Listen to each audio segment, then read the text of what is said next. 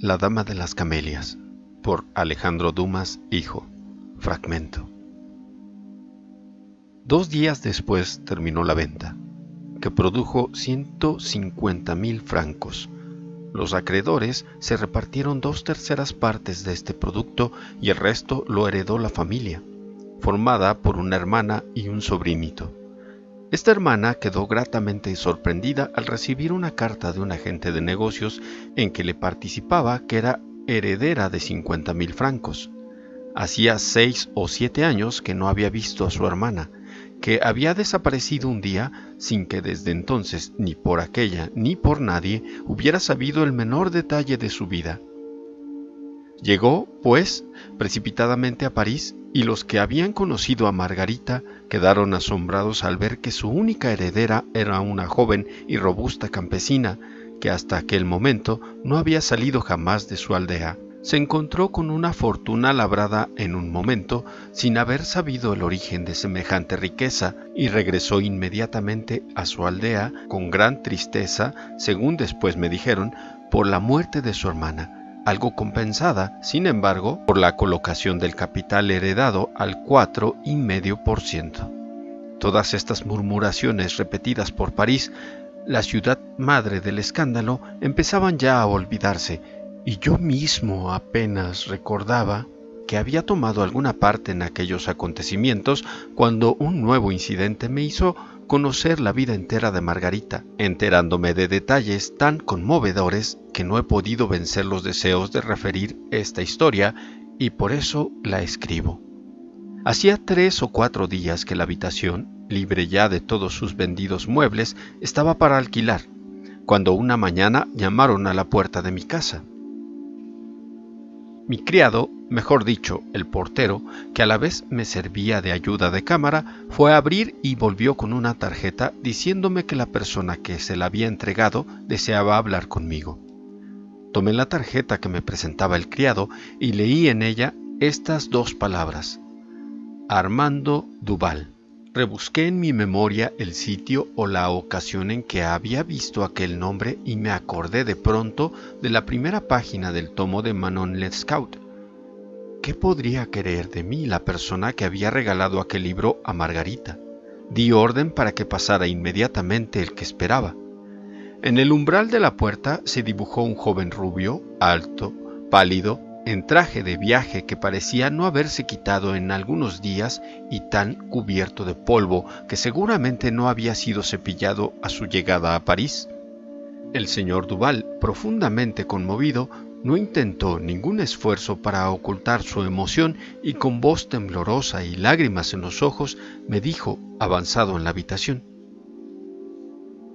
«Ruego a usted me perdone mi visita y mi traje, pero aparte de que entre jóvenes debe reinar cierta confianza, deseaba tan ardientemente verle a usted hoy mismo, que sin tomarme tiempo para ir al hotel al que he enviado mi equipaje, he venido directamente a su casa, temeroso, aunque es todavía temprano, de no encontrarle ya en ella». Supliqué al señor Duval que se sentara al lado de la encendida chimenea, invitación que aceptó al mismo tiempo que sacaba un pañuelo de su bolsillo, con el cual ocultó por breves momentos el rostro. «Seguramente no adivinará», añadió suspirando con profunda tristeza, «lo que de usted desea a este desconocido que le visita a hora tan intempestiva, con tan incorrecto traje y llorando como yo lo hago. Vengo sencillamente, caballero, a pedirle un gran favor».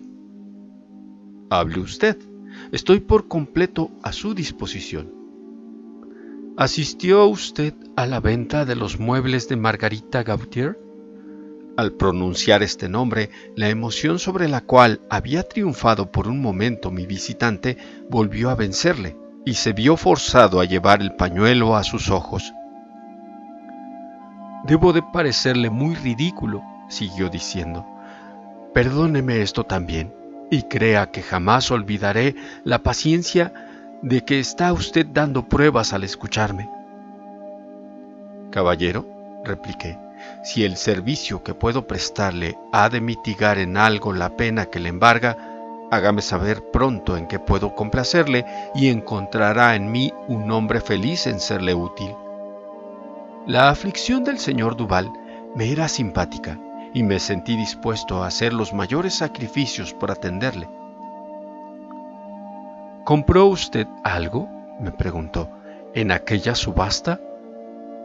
Sí, señor, un libro. ¿Manon Lescaut? Efectivamente. ¿Conserva usted aún ese libro? Lo tengo en mi dormitorio. Al oír esto, Armando Duval pareció aliviado de un peso enorme y me envolvió en una mirada de gratitud, como si ya hubiese empezado a prestarle un gran servicio solo con conservar en mi poder aquel tomo. Me levanté, fui a la alcoba a coger el libro y después se lo entregué. Este es, dijo mirando la dedicatoria de la primera página y hojeándolo después. Es el que buscaba. Y dos gruesas lágrimas cayeron sobre las páginas. Señor, me dijo levantando la cabeza hacia mí y no tratando ya de ocultar que había llorado y que estaba aún muy próximo a seguir llorando. ¿Tiene usted en mucho aprecio este libro? ¿Por qué me lo pregunta? Porque he venido expresamente a rogarle que me lo ceda. Perdone usted mi curiosidad, dije entonces. ¿Fue usted quien se lo regaló a Margarita Gautier? Yo fui. Entonces, ese libro le pertenece. Recóbrelo y crea que me considero muy feliz en poder devolvérselo. Pero, replicó el señor Duval, con cierto embarazo, con todas las penas de mi alma, agradezco su atención, pero al menos es justo que le abone lo que por él pagó. Permítame que se lo ofrezca. El precio de un solo tomo en una subasta como aquella es una insignificancia, y ya no recuerdo cuánto pagué por él. Le costó a usted 100 francos. Es cierto, exclamé cohibido a mi vez. ¿Cómo lo sabe usted? De una manera muy sencilla.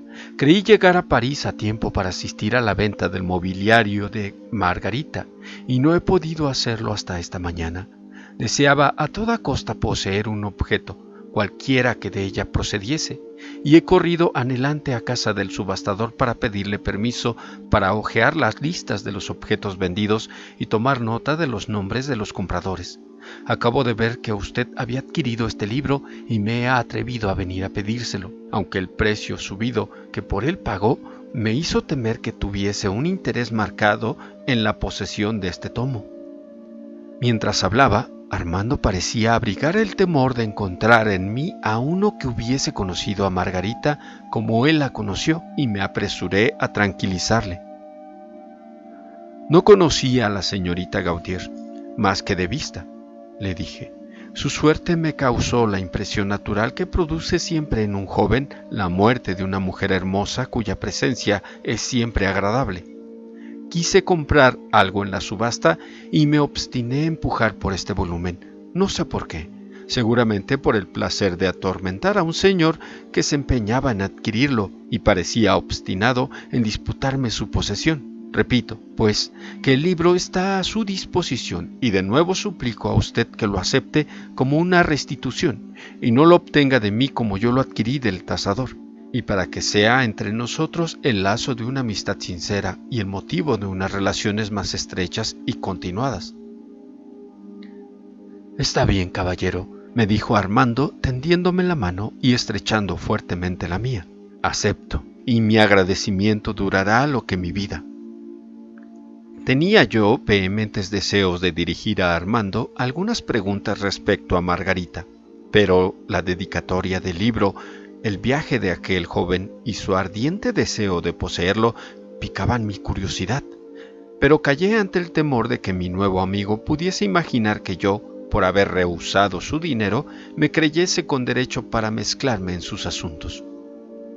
Como si adivinase mis deseos, o adivinándolos, mejor dicho, me dijo: ¿Ha leído usted este libro? Hasta el fin. ¿Qué opina usted de las 2 líneas que escribí? Comprendí al verlas que, para usted, la pobre joven a quien había regalado ese volumen se salía de la categoría ordinaria, pues no pude ver en aquellas líneas un cumplido trivial. Pensó usted bien, Margarita era un ángel. Lea usted esta carta y se convencerá. Y me alargó un papel que ofrecía huellas indubitables de haber sido leído muchas veces. Lo desdoblé y he aquí lo que decía. Mi querido Armando, he recibido tu carta. Por ella veo que estás bien, lo cual doy gracias a Dios. Sí, amigo mío, estoy enferma, atacada por una de esas enfermedades que jamás perdonan. Pero el interés que a pesar de todo te dignas de mostrarme alivia mucho mis sufrimientos. Segura estoy de que no viviré lo suficiente para tener la dicha de estrechar la mano que ha escrito la cariñosa carta que acabo de recibir y cuyas palabras me curarían, a no dudar, si algo pudiese devolverme la salud perdida. No te veré más, porque está muy cercana mi muerte y centenares de leguas nos separan. Pobre amigo mío, tu Margarita de otras veces está muy cambiada, y tal vez sea preferible que no la vuelvas a ver, a contemplarla tal como ahora está. ¿Me preguntas si te perdono?